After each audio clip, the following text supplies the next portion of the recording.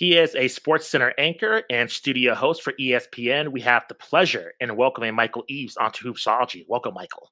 Appreciate it, man. Thanks for coming on to the show. Really appreciate it. We have a tradition on the podcast of a lot of our guests because we don't really cover just the main topics that's happening every day within just the NBA and WNBA, but we get into basketball culture as a whole. And just want to ask you, any way you want to take this, what is your first basketball memory or favorite basketball memory? Wow. Those are very distinct. Because I grew up in Kentucky where, college basketball is king, but even local high school basketball is a big deal, much more than football in Kentucky than the other southern states. So my first basketball memory is literally playing basketball on a dirt court in my backyard is my first memory of basketball. My favorite basketball memory, man, you should have given me some heads up on this one because I've been very fortunate in my life to witness some of the more memorable moments in basketball, whether it was in college, when I attended the University of Kentucky, or even my professional career. And then sometimes when it's happening, you don't realize how great it is until after. I'd probably put Kobe's 81-point game up there. Oh, wow. I was at that game, and that was during a run where he was just putting up points all over the place.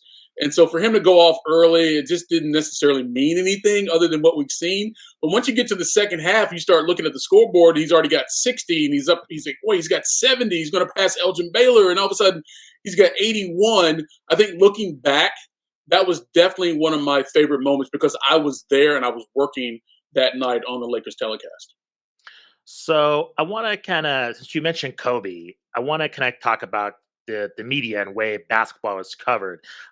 During Kobe's time, and correct me if I'm wrong, I don't think you saw a lot of players really controlling their narrative in terms of podcasts or YouTube channels or social media. Now that's highly prevalent. I believe LeBron James and JJ Redick came out with their own basketball-centric podcast just a couple of days ago.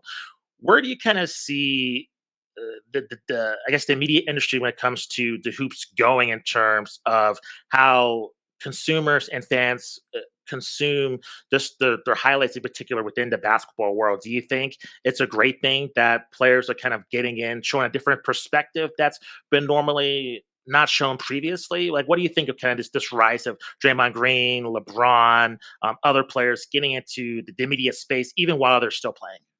I think everything is being driven by technology and the evolution of it and its impact on media. Right now, you have a generation of athletes now who grew up with social media and a camera in their pocket. Okay. So for those athletes, it's nothing to be on camera in some regard and sharing their thoughts and feelings about something, whether it's their sport or their interest outside of their sport. So it's very comfortable for a lot of these athletes now to be able to do that.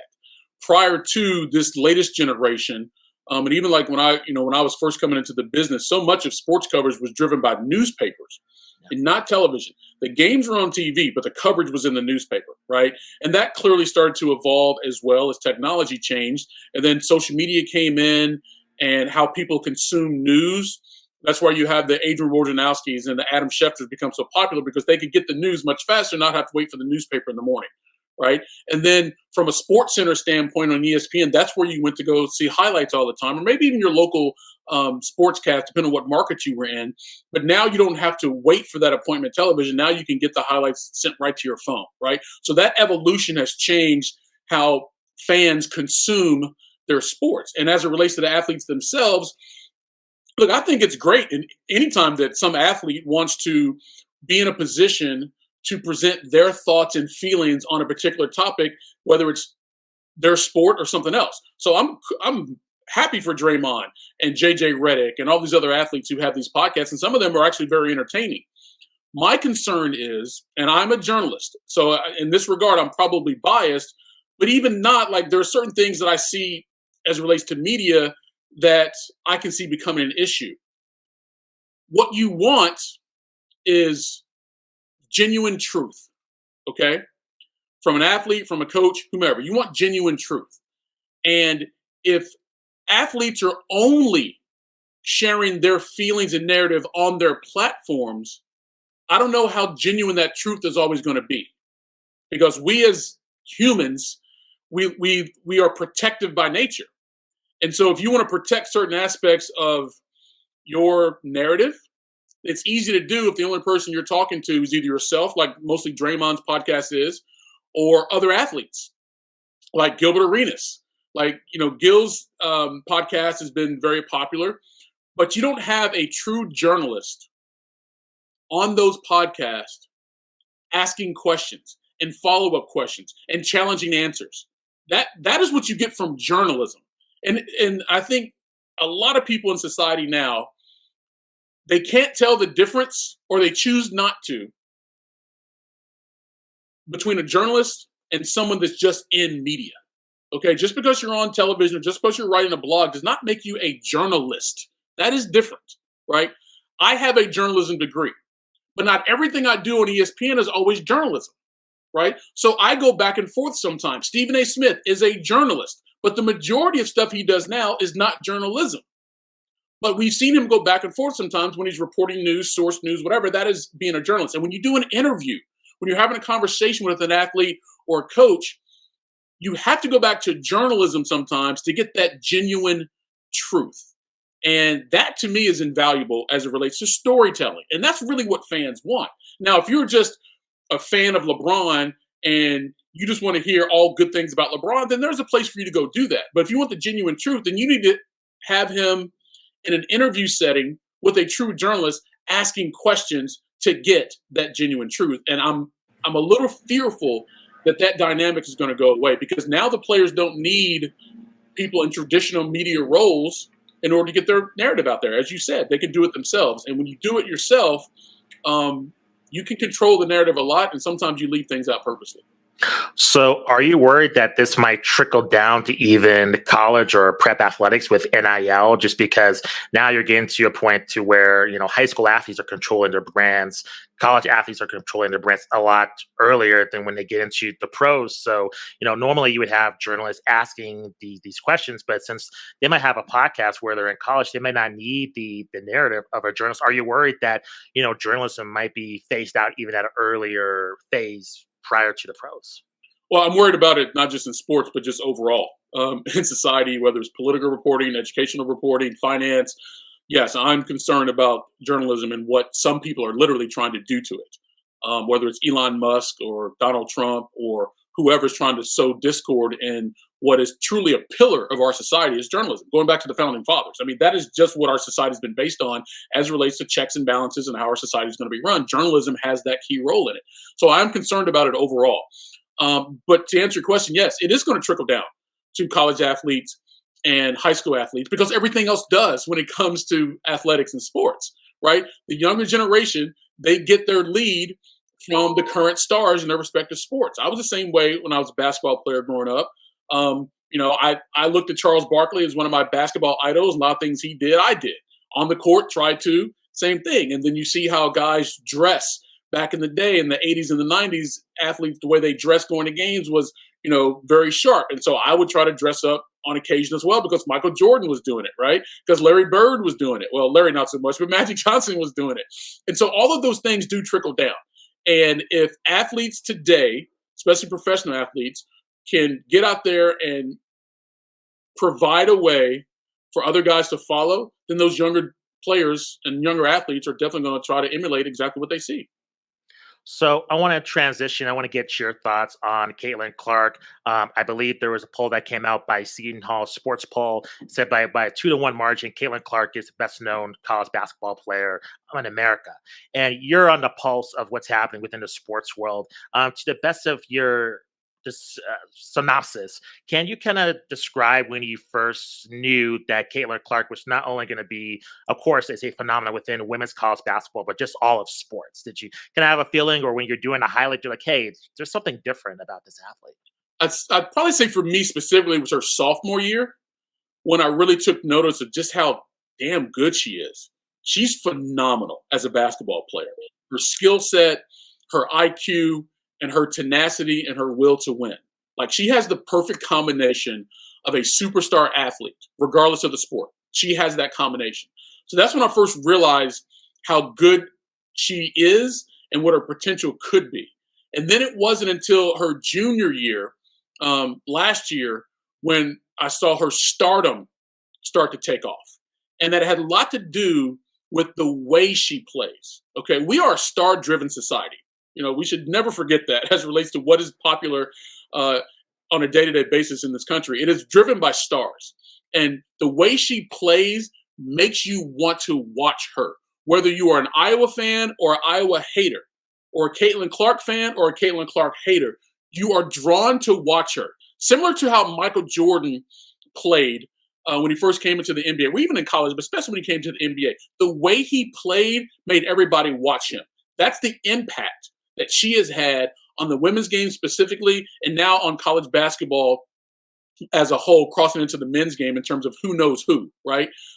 That's when I really started to recognize it. And what she's been able to do, even in the wake of that stardom, to me, may be the most impressive thing. There's no player in college basketball, men or women, who faces more pressure night to night than Caitlin Clark. And she continues to excel under that pressure. Not crumble, not just get by. She excels in that pressure. And that, to me, speaks to everything about her stardom. So with her success, and she's not the only one. We've seen Paige Buckers, Juju Watkins, several other players within kind of the women's college basketball just genre there. I guess my question for you, since you do this highlights on a regular basis, Mhm. do you see the women's game continue to overshadow the men's game? Because I have more excitement about the women's tournament than the men's, and my college that I went to is in it. So, do you can see that trend continuing even with Caitlin Clark going to the WNBA? I don't know about overshadow. That may be a little too strong. Okay, I think from a name recognition, the women's game currently today in 2024 has more star recognition by players than the men's game does. Right? That has generally not been the case, but it may not always be the case. Right? Like certain trends happen, but that doesn't mean that's going to be the continuing trend going forward. I'm not saying it won't, but I don't want to get too far ahead of ourselves and say that the women's game is going to overshadow the men's game for the next decade. That may or may not happen, because once we get past Caitlin Clark and Paige Beckers and Angel Reese and Juju Watkins, who are the other players? Well, we don't know yet, right? And same thing happens in men's basketball. There have been dips in times with star power in the men's game, and this is one of those years. But next year, like this draft, for example, if players coming out of men's basketball right now to the NBA, the draft is kind of weak. Well, next year is supposed to be way better than that. And then if those stars, whether we get Cooper Flag or some other players come in, it's like, oh, wow, look at these dudes. Will that then make us not pay attention to much of the women's game now that Caitlin Clark is gone? We don't know yet. Time will only tell. But I am happy that this generation of current women's basketball players in the college ranks have brought more attention to the overall women's college basketball landscape. And also, especially with Caitlin Clark's pursuit of the all-time scoring record, it's also been a history lesson to go back and look at all the other great players from back in the day who probably didn't get the shine they deserved at the time, right? So I would caution anything about what will continue, because we don't know. It is about the stars. If there's another batch of stars coming behind these women, then that may happen again. But if we get some great male players, then we're going to go to wherever the stars are. The biggest stars always determine the viewership. I'd be remiss if I didn't ask you, just through your entire career, you've witnessed a lot of great moments. Do you have anything that comes to mind? Specifically, you mentioned Kobe's 81, but do you have anything else that comes to mind in terms of either college basketball or pro that you remember you couldn't wait just to, give that highlight just to the audience watching, that comes to mind? Anything recently or in the past that really captured your attention, that really just that sticks even to this day? Dude, that's another good question. Just because I've witnessed so many cool things that I never thought I would have had the opportunity to.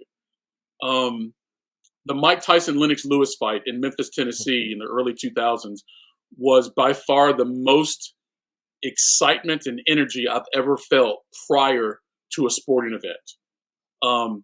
It gives me goosebumps even when I think about the goosebumps I felt right before that fight happened. Kobe's 81-point game. That was great. There was also a game between the Dodgers and the Padres when I was working in Los Angeles. The Dodgers hit 4 consecutive home runs in the bottom of the 9th inning to send it to extra innings, and then Nomar Garcia-Parra hit a Mhm. walk-off home run in the bottom of the 10th. That had never happened before, and I was there, and I got to interview Nomar on the field for the walk-off interview. Wow. The Bush Push game, USC Notre Dame, on the field, I was there for that. The Kick Six game in between Auburn and Alabama, I was on the field for that. Matter of fact, the last two touchdowns that Auburn scored, the dude ran right by me because I was standing at that pylon on that side of the field. Um, all of those things. Tiger winning the Masters in 2019 for the fifth time, and hearing those people chant his name as he walked up the 18th fairway, which does not happen traditionally at Augusta.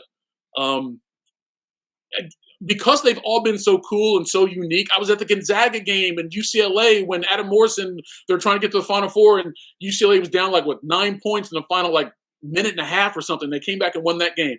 Like some of those things you don't expect to happen, which is the cool thing about sports. That's why we Yeah. always watch. You never know what's going to happen. And for me to be there and witness so many of those things, it's really hard for me to rank them and put them in order because they're all so unique within themselves. I'm just pleased and hyped that I was be able to witness so many of those things. Michael, this has been a fantastic chat. Thank you very much for joining us. Can you please let our audience know where they can find you on social media and then where they can catch you on SportsCenter and any other projects you're working on as well? Yeah, SportsCenter at night, usually at least 11 o'clock on the East Coast, or midnight sometimes as well. It just depends on the shows. But I'm always at night on SportsCenter. Twitter, Michael Eaves, at Michael Eaves, very easy to find me. And on Instagram, at Mr. Michael Eaves. Had to be a little more up to date, a little more distinguished on Instagram. Make sure everyone knows I'm not a kid anymore. Appreciate it, Michael. Thank you very much for joining us. Really appreciate the insight and perspective. Hey, no problem, man. Good luck to you. Thanks.